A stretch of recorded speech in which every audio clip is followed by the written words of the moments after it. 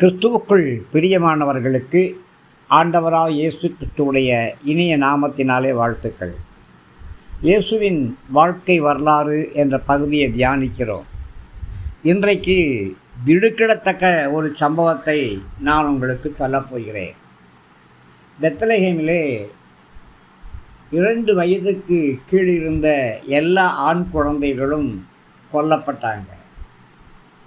பிரியமானவர்களே, நேற்றைய தினம் நைஜீரியாவிலே 150 விசுவாசிகள் காணாமல் போனார்கள் அல்லது கடத்தப்பட்டார்கள். அதற்காக ஜெபித்து கொள்ளுங்க. ஞானிகள் தன்னை சந்திக்காமல் போயிட்டாங்க அப்படின்னு ஏரோது கேள்விப்பட்டார். உடனே ஏரோதுக்கு பயங்கரமான ஒரு மூர்க்க வெறி, பயங்கரமான ஒரு கோபம் வந்துச்சு. குழந்தை பிறந்த காலத்தை ஏரோது ஞானிகள்கிட்டேருந்து அறிஞ்சிருந்தான். இது நடந்து 2 வருஷம் ஆயிடுச்சு. 2 வருஷமாக ஞானிகள் வருவாங்கன்னு காத்திருந்தான். வரல.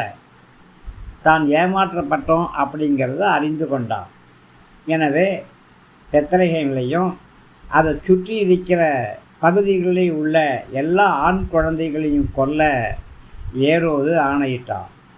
அதனால் 2க்கும் குறைவான வயதுள்ள எல்லா ஆண் குழந்தைகளையும் கொன்றுவிட தீர்மானித்து கொலை செய்தார்.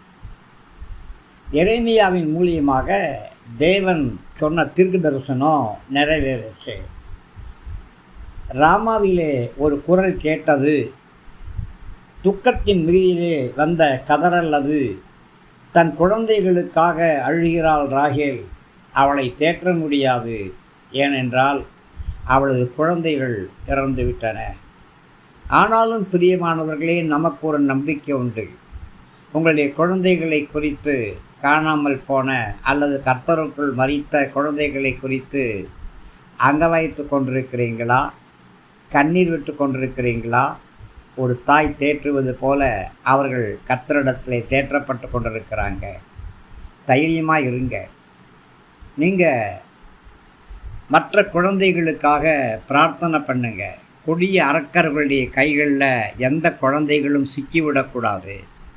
எந்த குழந்தைகளும் கடத்தல்காரங்க கையில் அல்லது கொலைகாரங்க கையில், பாகங்களை விற்கிறவங்க கையில் அல்லது பிச்சை எடுக்க குழந்தைகளை பயன்படுத்தக்கூடிய ஏரோதுகளுடைய கையில் எந்த குழந்தைகளும் சிக்கிடக்கூடாது. உங்கள் குழந்தைகளுக்காக மாத்திரம் அல்ல, மற்ற குழந்தைகளுக்காகவும் ஜெபம் பண்ணுங்க. கர்த்தர் உங்களை தேற்றும்.